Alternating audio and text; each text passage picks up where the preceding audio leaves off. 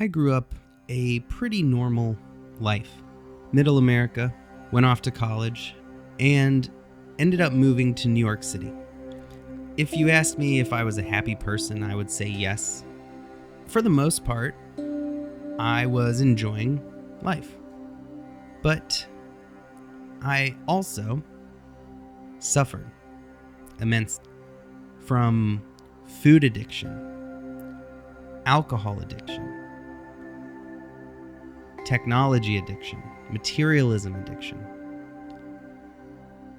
smoking addiction, social excitement addiction. And as long as I had all of these things to fill my life, I was able to get by. I was able to not see the true cause of these addictions. I was able to not notice my stress, the pressure I put on myself, the fear of not succeeding, the trauma that I didn't even know was there, stemming from a chaotic childhood.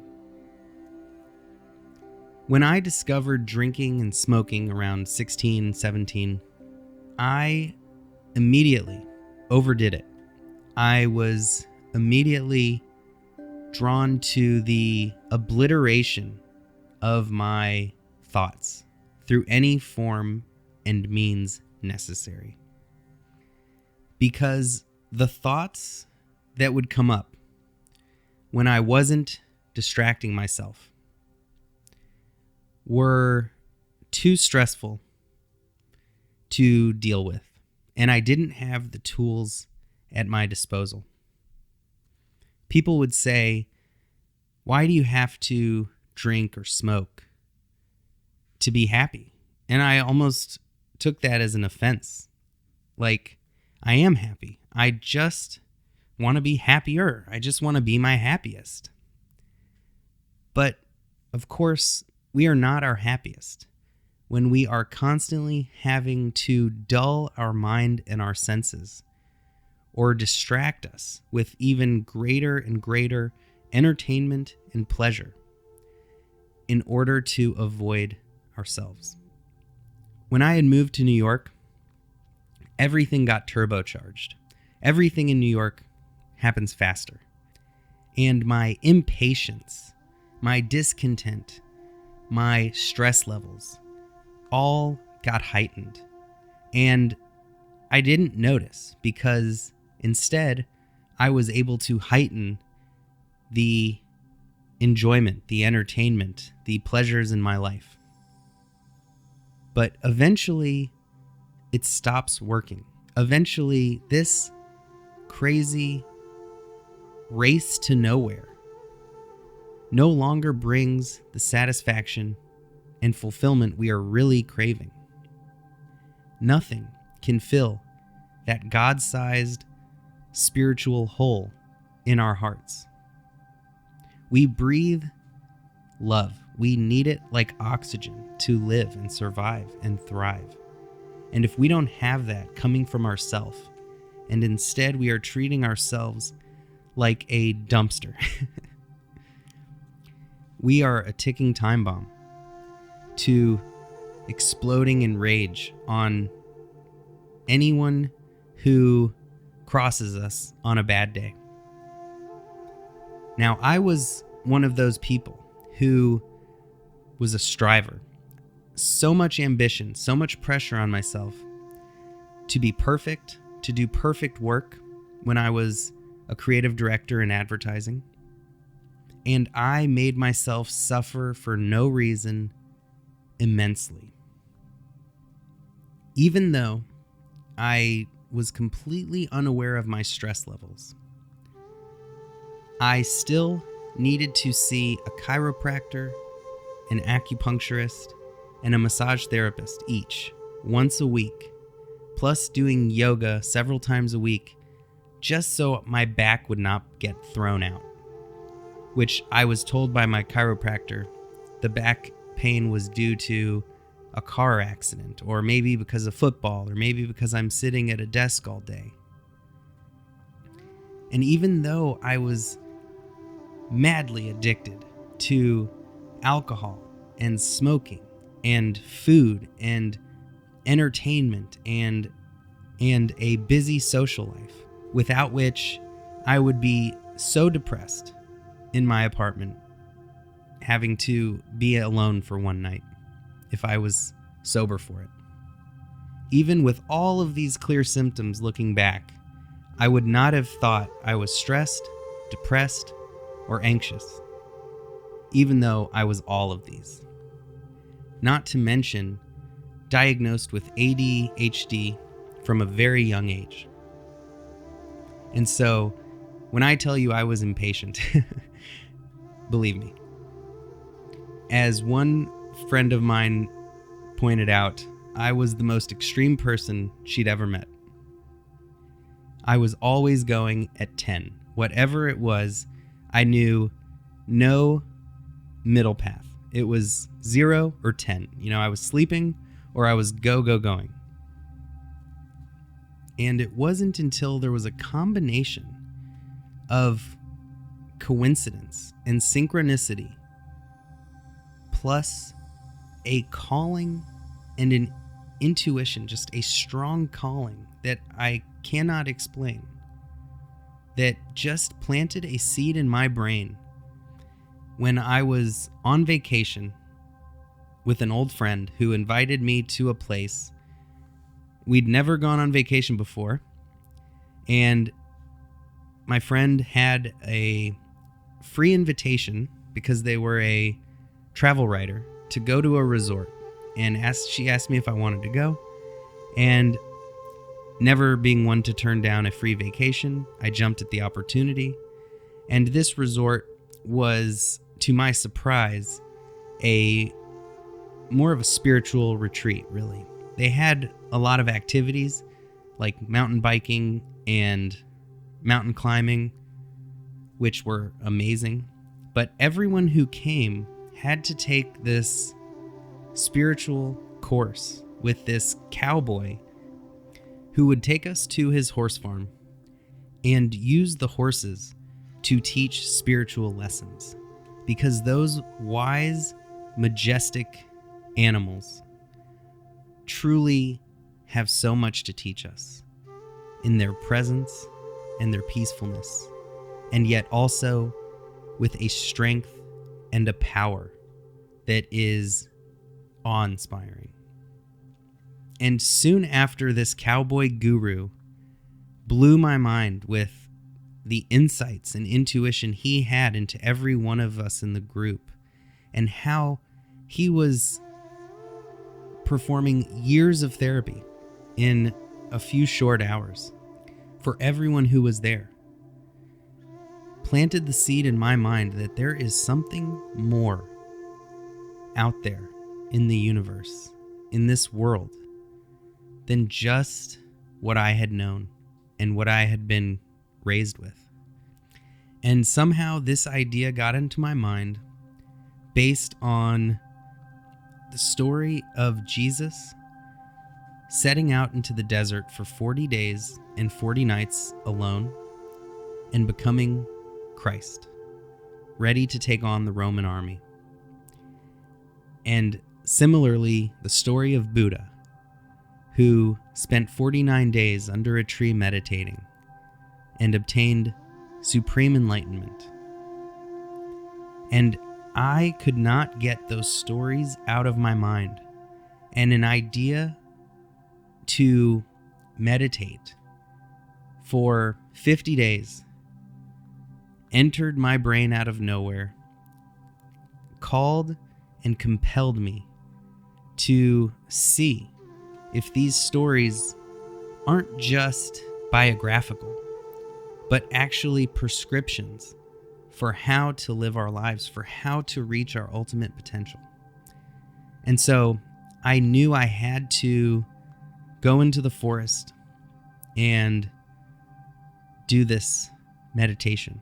And I would need a lot of wisdom, a lot of practice before that in order to make this journey as beneficial as it can be, instead of like solitary confinement. And so I knew I had to go learn everything I can from everyone I could, starting in India, where my heart just was pulling me. And I felt like I didn't even have a choice.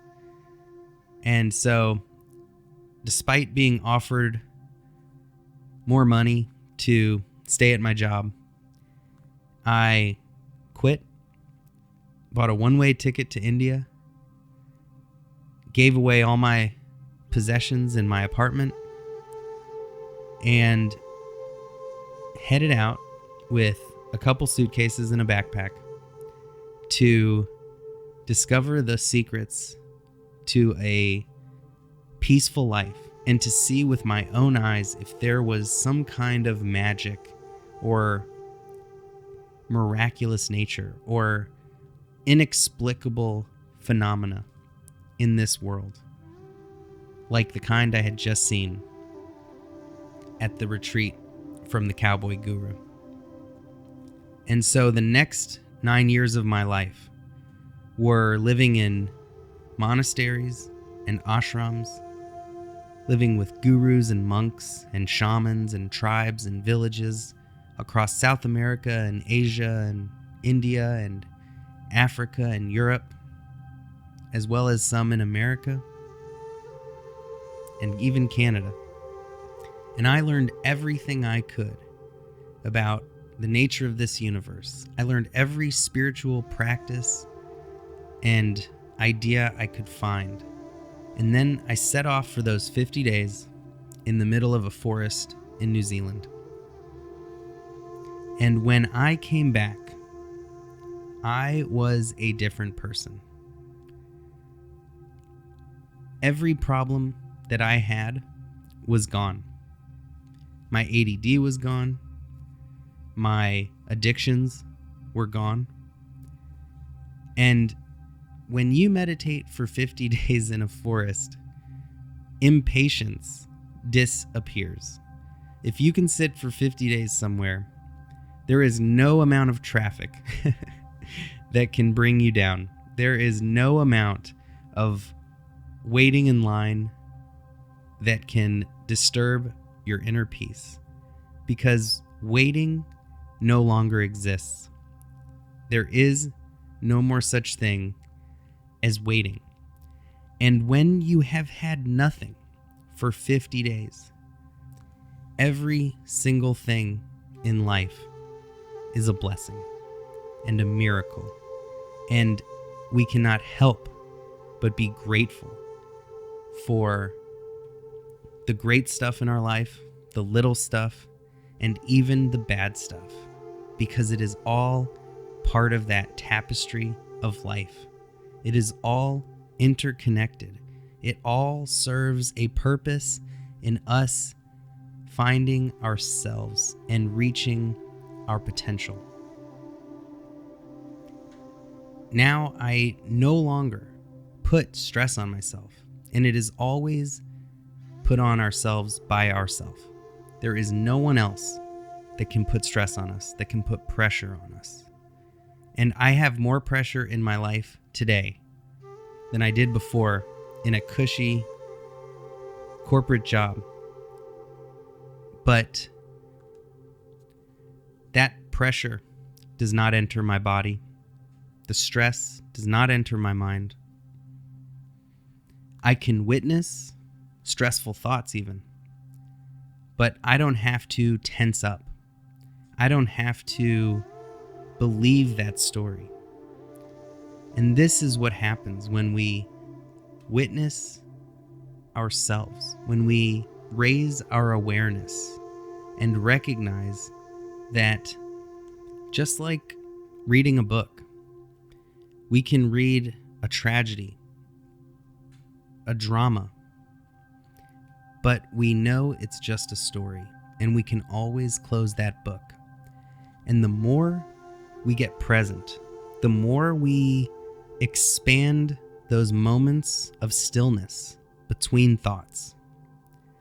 Each time we do that, the grip that those stories have a hold on us loosens. And eventually, we just recognize that it is all a fine story and nothing more. It can say, have a drink, and we don't have to. It can say, light up a cigarette, and we can not even let the craving arise, because we know how to bring our attention back to the present moment, free from thought, free from that story. And meditation and spirituality gave me that freedom to rise above thoughts, to notice the nature of these suffering-generating machines that we call brains, to witness how it creates the suffering. And just by witnessing, just by sitting with the thing I was trying to escape my whole life, I learned to relax into whatever came up, whether it's an angry thought, a scared thought, a craving thought. I learned to relax and just allow it to be. And that is the way it gets quieter and quieter until eventually it stops creating that suffering. It stops complaining about traffic. It stops stressing over our job performance. It stops making us hate the journey, the work, which can be so playful and fun. Even our messy relationships, our chaotic families and friendships can be a joy as we figure out how to create the life of our dreams, like playing with a puzzle and finding out which piece goes where, how we can help others, how we can help ourselves, how we can shape the world around us and mold it into a piece of art. And spirituality is the art kit with our brushes and sculptor tools and everything we need to make a beautiful life. Almost by fate, soon after I came back to America, after my 9-year journey, catastrophe struck my life like never before. Within 1 year, my house burned down. A very close relative swindled me out of all my money. And my car got totaled. My aunt died. A man who was like a father to me died. Some very close family members stole my valuables, my most expensive possessions. I was alone. I was broke, homeless, carless, and I was happy. I was at peace.